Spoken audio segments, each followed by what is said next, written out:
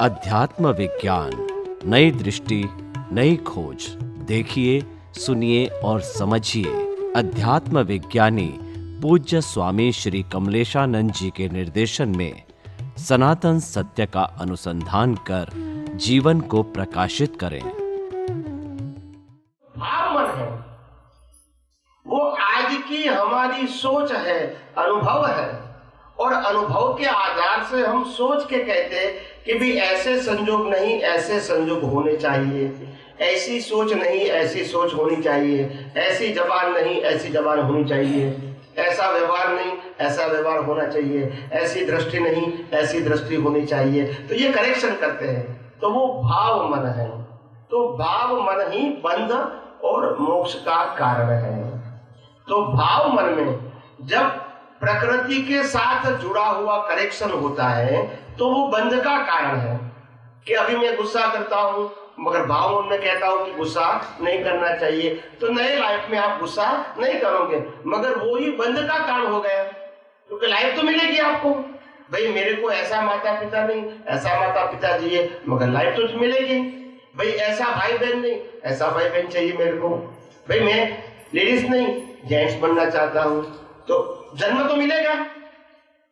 आपने आपके कॉज बदले। क्या बदले? कॉज का मतलब होता है कारण को परिवर्तन किया। कार्य तो नहीं कर सकते हैं, मगर आज का कारण नेक्स्ट बर्थ में क्या हो जाएगा? कार्य बन जाएगा। आज की एग्जाम नेक्स्ट बर्थ में क्या हो जाएगी? रिजल्ट हो जाएगी। मगर आज का रिजल्ट हम चेंज नहीं कर सकते, क्योंकि वो पिछले अवतार की एग्जाम का फल है। समझ में आ गया? पैदा होते ही माता पिता भाई बहन धर्म कुछ भी सिलेक्ट नहीं करने, क्योंकि रिजल्ट है। रिजल्ट में पसंदगी एग्जाम के साथ आपको पावर होता है, रिजल्ट में पावर नहीं होता है। आप समझे नहीं समझे? तो ये जो भाव मन है, वो भाव मन जहां तक संसार के साथ जुड़ा है वहां तक नया संसार खड़े करेंगे। इसको कहते बंधन, बंधन का कारण। अगर वो भाव मन आत्मा के साथ जुड़ गए तो वो मोक्ष का भी कारण हो सकता है। बंध और मोक्ष शरीर के साथ जुड़ा है तो बंध का कारण है, और आत्मा के साथ जुड़ गया तो मोक्ष का कारण है। तो फिर नए कर्म नहीं बनेंगे और जन्म मरण का चक्कर भी नहीं काटना पड़ेगा। एक बात है। दूसरा प्रश्न आपका ये है कि भी आखिर शरीर तो विनाशी है, इसका तो अंत होने वाला है, और आत्मा तो अजर अमर है, अविनाशी है, तो फिर मुक्ति किसके लिए? आप समझे ना? तो मुक्ति इसके लिए है कि हमको जन्म मरण के चक्कर में घूमना पड़ता है, आत्मा को भी। क्योंकि कुदरत का कानून ये है कि जिस आत्मा की हाजिरी में भाव मन से जैसा कर्म करोगे ऐसा जन्म मरण का चक्कर लेना पड़ेगा, और वो आत्मा को भी इसी के साथ जाना ही पड़ेगा। अगर वो भाव मन नरक गति का कर्म करेगा तो नरक गति में भी आत्मा को जाना पड़ेगा। अगर वो भाव मन पाशवता का कर्म करेगा तो पशु लेने में भी आत्मा को जाना पड़ेगा। अगर वो भाव मन दैवी कर्म करता है तो देव गति में भी आत्मा को भी जाना पड़ेगा, और वो शरीर में रहना पड़ेगा। तो जहां तक भाव मन में गलती है वहां तक तो हम खुद को खुद की अनुभूति नहीं कर सकते हैं। आप समझे कि नहीं? होते हुए भी समझ में आया कि नहीं? तो खुद को खुद की अनुभूति करना है। तो खुद को खुद की अनुभूति तब होती है जब संसार के प्रति जो अज्ञान है वो अगर भाव मन में नहीं रहेंगे तो नया संसार नहीं बनेगा, तो खुद को खुद की अनुभूति होगी। मगर अज्ञान के साथ आत्मा की अनुभूति नहीं होती। तो आत्मा तो अज्ञान को नष्ट करना पड़ेगा भाव मन में से। किसमें से? भाव मन में से। और अज्ञान है वहां तक तो कर्म बनेगा और जन्म मरण का चक्कर चालू भी रहेगा। एक कंफ्यूजन और हो गया यहाँ पर। बोलिए। अभी जैसे हम चाहते हैं कि हम मुक्ति को पाएंगे मतलब सिद्धि, अपन जो क्षेत्र जो है जो भी चले जाए, समझ गए। तो ऐसा क्यों? फिर बाबा तुलसीदास ने लिखा है कि बड़े भाग मनुष्य तन पावा, सूर दुर्लभ सद ग्रंथन गावा। ये लिखा है तो हम ये प्रयास क्यों न करें कि मानव जीवन भी तो बहुत सुखद है, ये मानव जीवन जो है कम सुखद नहीं है, बहुत बढ़िया है। तो हम नेक्स्ट भी मानव जीवन ले, ऐसा कर्म कैसे कर सकते? हमको मुक्ति नहीं चाहिए, हमको फिर से ये मानव जीवन, क्योंकि ये संसार हमारे लिए अच्छा है, हमारे माता पिता अच्छा है, हमको ये संसार बहुत अच्छा लगता है, तो क्यों ना हम मानव जीवन पुनः लें? इसके लिए प्रयास क्यों नहीं कर सकते? कर सकते हैं। अगर आपको नेक्स्ट बर्थ में भी मानव भाव चाहिए तो आपको मानवतावादी कर्म करना पड़ेगा, जिसमें इंसानियत होनी चाहिए, जो भी कर्म है, मगर इसमें क्या होना चाहिए? इंसानियत, ह्यूमैनिटी। तो नेक्स्ट बर्थ में अगर ऐसा कर्म बनेगा मानवतावादी, तो नेक्स्ट बर्थ में मानव बनोगे, इसमें कोई दो राय नहीं है। अगर आपका कर्म मानवतावादी हो गए तो मनुष्य भाव में जन्म मिलेगा, अगर आपका कर्म पास भी है तो पशु योनि में जन्म मिलेगा, अगर आपका कर्म राक्षसी है तो नरगति में जन्म मिलेगा, और आपका कर्म दैवी है तो देवलोक में जन्म मिलेगा। जैसा कर्म वैसा फल मिलेगा, जैसी मति वैसी गति होगी। आप समझे ना? इसमें कोई किसी को अच्छा इंसान नेक्स्ट बर्थ में बनना है तो कोई इसमें ऐसा नहीं है कि नहीं बन सकते हैं, मगर इसका बीज आपको इस बर्थ में डालना पड़ेगा। बीज का फल वहां आएगा। क्या आएगा? आप समझे? फल के समय आप कोई चेंजेस उसमें नहीं कर सकते हैं। जो भी करेक्शन करना है आज ही आपको बीज में करना पड़ेगा, इसमें नहीं, बीज में। भाव मन, कौन सा मन?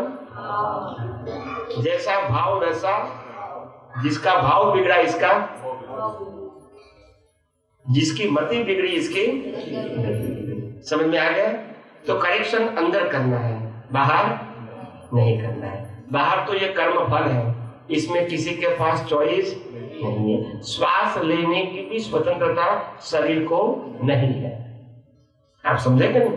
बस और यही बात ध्यान रखना है। और किसी को मोक्ष में नहीं जाना है तो मोक्ष में जाना कोई कंपलसरी नहीं है।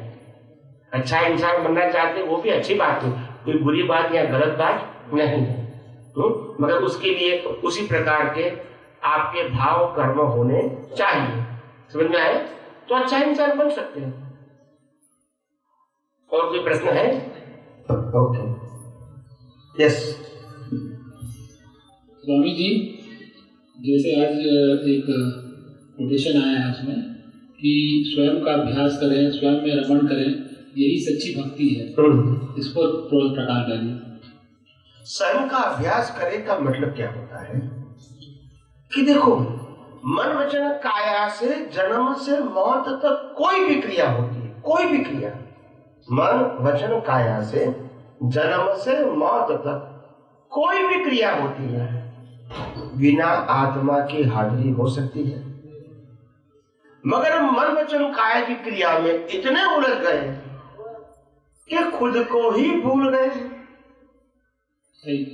तो ज्ञानी भगवान तो ये कहना चाहते हैं, कोई भी क्रिया मन वचन काया से होती है, मगर मैं ही खुद परमात्मा हूँ, मैं ही शुद्धात्मा हूँ, मैं ही चेतन हूँ, मैं ही अविनाशी हूँ। मेरे अस्तित्व से ये शरीर का अस्तित्व है, शरीर के अस्तित्व से मेरा अस्तित्व नहीं है।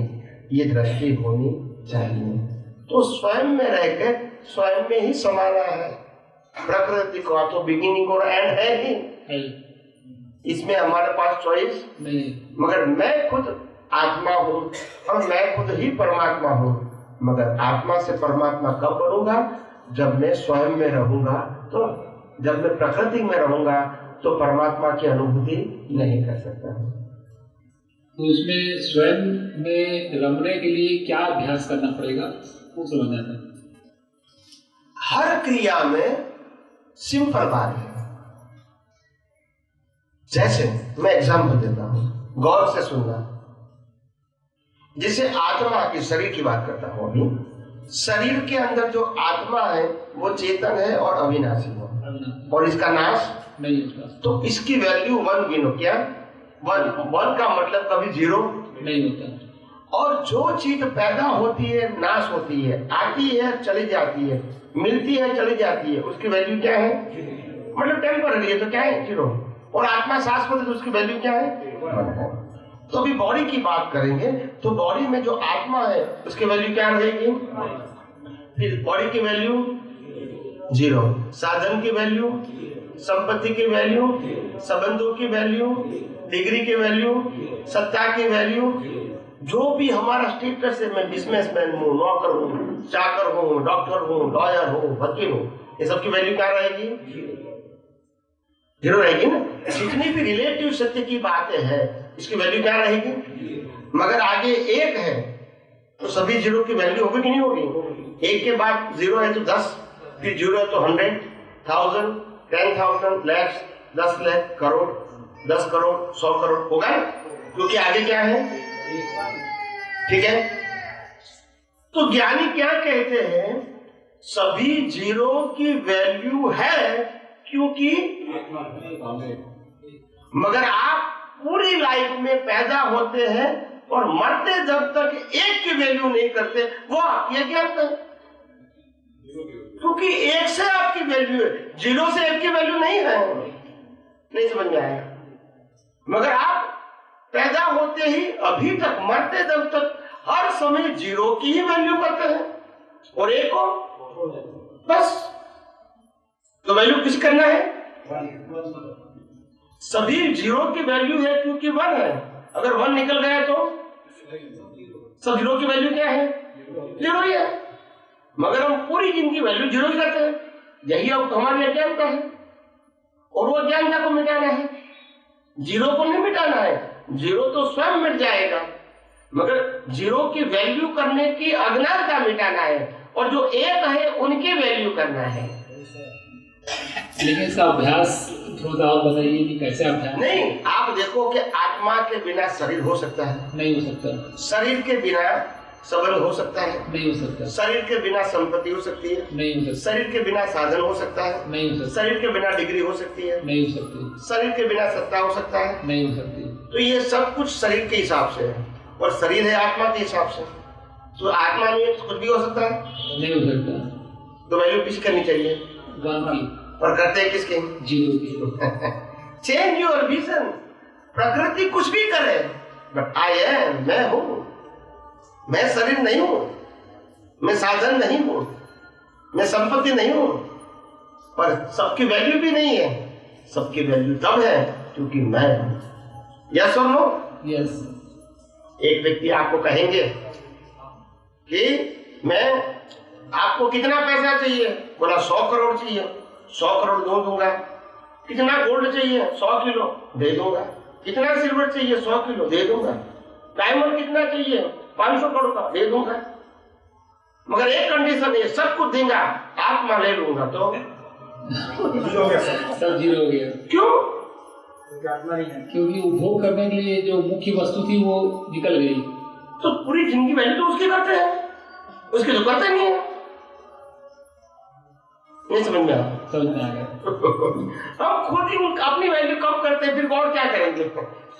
तो हमको ही तो वैल्यू आत्मा की करनी है। हमने 0 की वैल्यू किया था तो हमको अभी 1 की वैल्यू करना है। 1 का मतलब होता है आत्मा, 0 का मतलब होता है रिलेटिव सत्य, जो टेम्पररी है। जो सनातन सत्य है उसकी वैल्यू करना था। मतलब अज्ञानता से हमने व्यवहार सत्य, टेम्पर्ड सत्य है, रिलेटिव सत्य है, उसकी वैल्यू क्या है? तो चेंज योर विजन, आपकी दृष्टि को परिवर्तन करो। अभी सनातन सत्य की वैल्यू करो, टेम्पररी सत्य की, क्योंकि वो आज है और कल नहीं रहेगा। मगर मैं तो रहूंगा। इसको जला दिया जाएगा तो भी मैं रहूंगा। तो वैल्यू मेरी करनी है, उसकी करनी है, आत्मा की करनी। बस यही दृष्टि की बात है। यहाँ कोई छोड़ने की बात है नहीं, कोई त्याग करने की बात नहीं है। फिर बात किसमें आ गई? दृष्टि पे। दृष्टि पे आ गई। करेक्शन कहाँ करना है? दृष्टि की। मेरी हर बात है दृष्टि के ऊपर आधारित है, मन वचन काया की क्रिया के ऊपर आधारित नहीं है। और जैसी दृष्टि वैसी सृष्टि। और कृष्ण भगवान ने भी महाभारत के युद्ध के अंदर अर्जुन को दृष्टि ही दिया था, न उसका गुरु भगवान क्रिया परिवर्तन नहीं किया था। मगर क्या परिवर्तन किया था? दृष्टि। इसको कहते हैं दिव्य चक्षु। क्या बोलते हैं? बस। और मैं भी लोगों की दृष्टि को परिवर्तन करने के लिए आया हूँ, मन वचन काया को परिवर्तन करने के लिए नहीं आया। आप समझे? तो बात वही है। एक और वाक्य मैंने पढ़ा था सोनगढ़ में कि चैतन्य का अनुभव महान संपदा है और चैतन्य का विस्मरण महान आपदा है। इसको समझाइए। सिंपल बात है ना, जब आत्मा ही नहीं है तो विनाश चीजों की वैल्यू कहाँ है? तो महान संपदा है मतलब वो किस अभिप्राय से? इसके अलावा कोई संपदा है ही नहीं। ये तो सिर्फ आपकी मान्यता है। क्या है? तो चैतन्य का विस्मरण महान आपदा है वो चीज, मतलब आपने चैतन्य को खो दिया और संसार में जुड़ गए, वही सुख दुख की भुगतान करनी पड़ेगी। इसको भूल गए तो फिर रात में तो होगा ही, तो कर्म बनेगा, तो जन्म मरण का चक्कर चलता रहेगा। कोई आपदा है। एक सेंटेंस और आया था, अध्यात्म के राजमार्ग के किनारे में चक्रवर्ती कामदेव जैसे फूल खिले रहते हैं। इसको थोड़ा समझाइए। वो तो लालच तो होगी ना भैया, एग्जाम देना है और जैसी बड़ी एग्जाम होती है, जैसी बड़ी पोस्ट होती है तो एग्जाम भी बड़ी होती है, तो छोटी पोस्ट होती है तो एग्जाम भी छोटी होती है। तो आपको परमात्मा को अनुभव करना है का अंतिम स्टेशन होता है अंतिम एग्जाम, उसमें लालच तो रहेगी। चक्रवर्ती समझे, वासुदेव, प्रति वासुदेव, सम्राट, ऐसी पोस्ट तो मिलेगी, मगर उसमें भी उलझोंगे नहीं, कभी पास होंगे। अच्छा, उसमें उलझना नहीं है, तो आती जाती रहेंगी। मैं शाश्वत हूँ। आप समझे कि नहीं समझे? इंसान को ये मालूम नहीं होता है कि कीमत करने वाला बड़ा होता है कि जिसकी कीमत करते हैं वो बड़ा होता है। वो इंसान को नहीं मालूम आता। क्या बताया मैंने? कीमत करने वाला बड़ा होता है या जिसकी कीमत करते हैं वो बड़ा होता है, वो आज तक इंसान को नहीं मालूम है। जो डायमंड की कीमत करोड़ों रुपया है, क्या बताया? करोड़ों रुपया है, वो इंसान ने बताया कि इसकी कीमत क्या है। डायमंड ने नहीं बताया, किसने बताया? इंसान ने बताया। तो किया कीमत मैंने, तो मेरे से वो कीमत कम हो गया, ज्यादा हो गया? मेरी कीमत ज्यादा हो गया। और वही डायमंड जंगल में पड़ा है और बंदर इसको खेल रहे हैं क्योंकि कीमत आप देखो तो कीमत करने वाले छोटे हो गए। आप समझे कि नहीं? और जिस दिन हमने आत्मा के डायमंड की कीमत कर दिया, ये संसार पूरा फीका लगेगा। आप समझे? मगर जहां तक ये संसारी चीजों की वैल्यू किया, तब तक तो भटकना ही है। संसारी चीजों को त्याग नहीं करना है, इसकी वैल्यू क्या करना है? और इसकी वैल्यू 1 करना है। जहां तक संसार की वैल्यू रहेगी वहां तक इसकी वैल्यू समझ में नहीं है। बस ये दृष्टि की बात है, ये त्याग की बात नहीं है। क्वेश्चन आता, ध्यान निज आत्मा का, ध्यान निज परमात्मा का अभिषेक है, तो इसको थोड़ा समझाइए।